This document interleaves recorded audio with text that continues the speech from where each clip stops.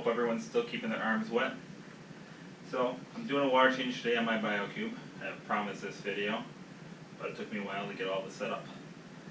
Being a maintenance guy, I have everything at my customers' tanks set up, and not enough stuff at my home tanks ever set up, just like a mechanic. So this is how I like to do a water change. Taking water out right now, I have my thermometer marking the spot where I have to stop. I've already scrubbed the glass and stirred up the tank, and I've dumped my water from my carboys into what's called a 13-gallon trash can. It doesn't hold 13 gallons, it holds just barely 10.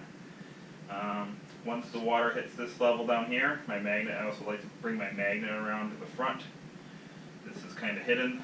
Magnet's at the same level now, so I know when to stop.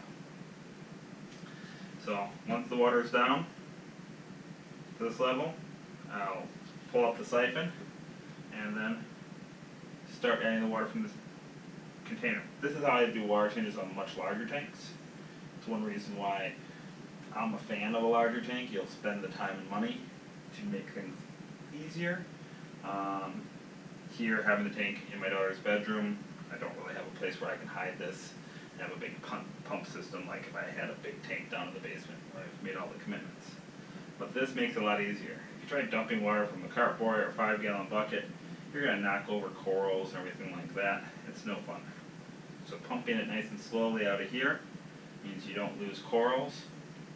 Means you don't make a big mess, mishandling the carboys into the tanks, and it's fairly easy. So we're getting to that point where it's time to stop the siphon from working, and then I'm going to plug this pump in. All this here, got a 5-gallon bucket to hold some stuff. All this except the carboys stacks, took off the shelf underneath there, and it slides right underneath there. Still have to buy some trays. Door trays to hold my food and stuff, so I don't have to always go down to all the way down to the floor to get it. And I have installed my Christmas light switch. So my pump on here is on a little Christmas switch right here. So one of those like floor switches that you can tap your foot on. Well, I mounted it right up to the top of the stand inside, and that way I can turn my pump off without having to reach behind so much. I like it for feeding. I just set a timer, and then I can turn off this pump. The wave-making pump down below keeps running. Wave-making pump is running right now. Even though this tank this small, I like having 2 pumps. The reason being is, if for some reason one fails, you got a backup. If for some reason you forget about the timer and you don't plug this back in, you have a backup. So we're almost to the magnet now. For scrubbing the algae, I like my magic erasers. I'm going to try using vinegar first to rinse them out, see if they work better, because once they get dirty they don't seem to scrub. Basically, it's kind of like a real fine sandpaper. They're really nice for cleaning. And then my Kent scraper for getting some of the harder stuff off. Alright, we're hitting the magnet. We can go a little bit lower, not quite to where the line is on the stick-on thermometer.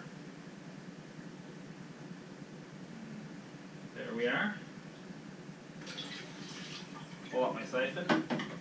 One nice thing about the Biocube, the back tray, it's a great place to hold all your stuff when you're doing a water change. Got a shelf built in back there on 32. Everything works perfectly. And I just gotta plug in my pump.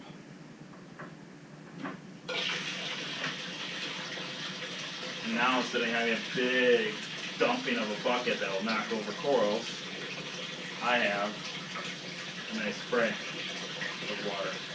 Not knocking over corals. I take my time to watch things and do a good job. Try to do this weekly because I have some new corals going in here later today. So I hope to get more videos out, probably every 2 weeks. Alright guys, thank you for watching my video on how I do a water change in my 32 Biocube from Coral Life.